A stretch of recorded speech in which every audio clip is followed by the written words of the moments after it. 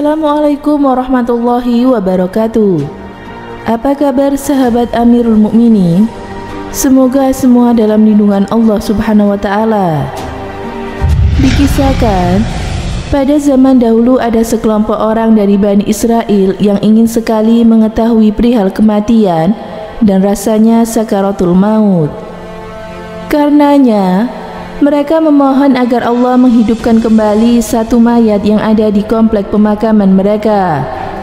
Allah pun mengabulkannya. Mayat di salah satu kuburan dihidupkan kembali, kemudian bercerita kepada mereka tentang panasnya kematian yang belum juga hilang rasanya hingga hari itu. Padahal kematian yang dialami sudah berlangsung 100 tahun yang lalu. Berikut adalah hadis sahih yang menyampaikan kisah tersebut, yang artinya, suatu ketika ada sekelompok orang dari Bani Israel datang ke sebuah kuburan. Mereka berkata, andaikan kita sholat dan berdoa kepada Allah agar menghidupkan seseorang yang sudah meninggal kepada kita. Kemudian kita bertanya kepadanya tentang kematian. Akhirnya, mereka sholat dan berdoa. Pada waktu itu, tiba-tiba ada satu mayat yang mengeluarkan kepalanya dari dalam kubur. Tanpa di antara kedua matanya ada bekas sujud. Ia lalu berkata, "Wahai orang-orang, apa yang kalian inginkan? Aku meninggal 100 tahun yang lalu. Namun panahnya kematian belum hilang hingga sekarang. Maka berdoalah kalian agar mengembalikanku kepada keadaan semula." Dari hadis tersebut, kita tahu bahwa Allah pernah menghidupkan mayat atas permohonan sejumlah orang dari kalangan Bani Israel.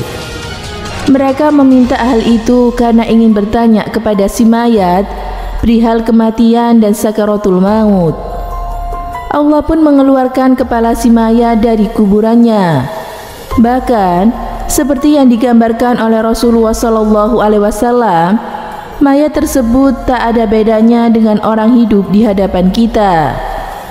Dan di antara kedua matanya terlihat bekas sujud. Uniknya lagi, ia bisa berbicara dan mengingkari apa yang mereka lakukan terhadap dirinya.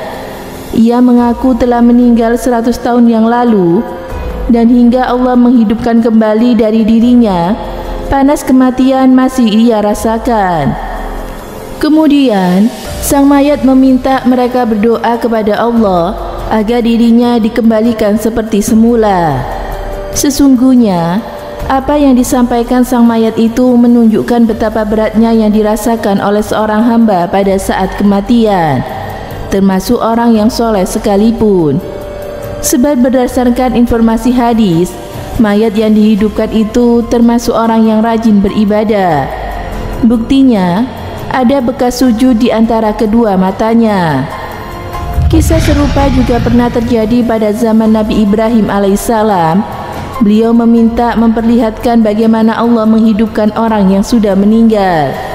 Maka Allah pun memerintahkan untuk memotong-motong 4 ekor burung yang telah disembeli. Keempatnya lalu dipisahkan di puncak-puncak gunung. Setelah itu semuanya dipanggil. Uniknya, bagian dari burung-burung tersebut kembali berkumpul dan membentuk bagian yang utuh. Ruh-ruhnya pun juga kembali datang, hingga burung-burung itu terbang lagi seraya bertasbih kepada Tuhannya. Pada zaman Nabi Isa alaihissalam, orang-orang Bani Israel juga pernah menyampaikan bagaimana Allah menghidupkan kembali orang yang sudah meninggal. Mereka adalah orang-orang yang keluar dari kampung mereka dengan ribuan jumlahnya karena takut kematian. Bahkan, kekuasaan Allah Subhanahu wa Ta'ala untuk menghidupkan kembali hambanya yang telah meninggal ini juga dikisahkan di dalam Al-Quran. Apakah kamu tidak memperhatikan orang yang melalui suatu negeri yang temboknya telah roboh menutupi atapnya? Dia berkata, bagaimana Allah menghidupkan kembali negeri ini setelah hancur? Maka Allah mematikan orang itu 100 tahun, kemudian menghidupkan kembali. Allah bertanya, berapakah lamanya kamu tinggal di sini?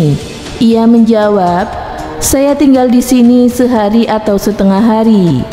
Allah Subhanahu wa Ta'ala berfirman, sebenarnya kamu telah tinggal di sini selama 100 tahun lamanya. Lihatlah kepada makanan dan minumanmu yang belum lagi berubah, dan lihatlah kepada keledai kamu yang telah menjadi tulang belulang. Kami akan menjadikan kamu tanda kekuasaan kami bagi manusia. Dan lihatlah kepada tulang belulang keledai itu, kemudian kami menyusunnya kembali. Kemudian kami membalutnya dengan daging. Maka tatkala telah nyata kepadanya bagaimana Allah menghidupkan yang telah mati, dia pun berkata, saya yakin bahwa Allah Maha Kuasa atas segala sesuatu. Al-Quran Surat Al-Baqarah ayat 259. Dari kisah tersebut dapat kita petik beberapa pelajaran bagi kita. Pertama, Allah Subhanahu wa Ta'ala Maha Kuasa menghidupkan orang yang telah meninggal. Contohnya, seperti yang diceritakan dalam beberapa kisah tersebut. Salah satunya mayat yang berbicara tentang kematian kepada orang-orang Bani Israel. Begitupun mudah dan kuasanya Allah membangkitkan seluruh makhluk pada hari kiamat untuk dikumpulkan pada padang mahsyar dan dihisab seluruh amal perbuatannya. Kedua, betapa berat dan panasnya kematian yang dialami oleh seorang hamba. Seorang hamba mukmin dan ahli sujud saja merasakan betapa berat dan panasnya kematian tersebut. Padahal ia meninggal sudah 100 tahun lamanya. Bagaimana yang dirasakan oleh seorang hamba yang kufur dan zalim? Ketiga, terbuktilah bahwa karomah orang-orang soleh itu ada.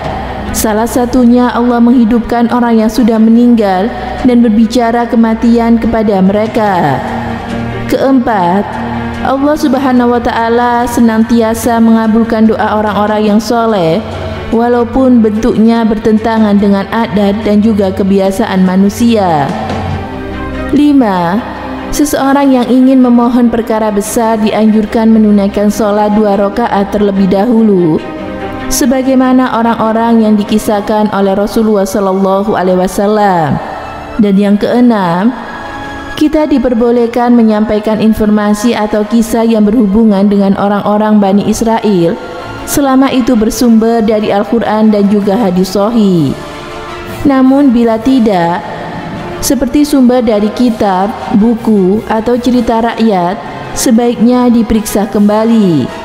Jika kandungannya bertentangan dengan apa yang sudah menjadi hak Allah dan Rasulnya, maka tidak boleh disampaikan, kecuali jika tujuannya untuk menunjukkan penyimpangan di dalamnya sambil dijelaskan kemaslahatannya. Hadis tersebut diriwayatkan oleh Imam Abu Dawud, Imam Ahmad, Imam Ibnu Abi Saibah, Imam Al-Bazar, dan lain sebagainya. Semoga bermanfaat. Wallahu a'lam bishawab.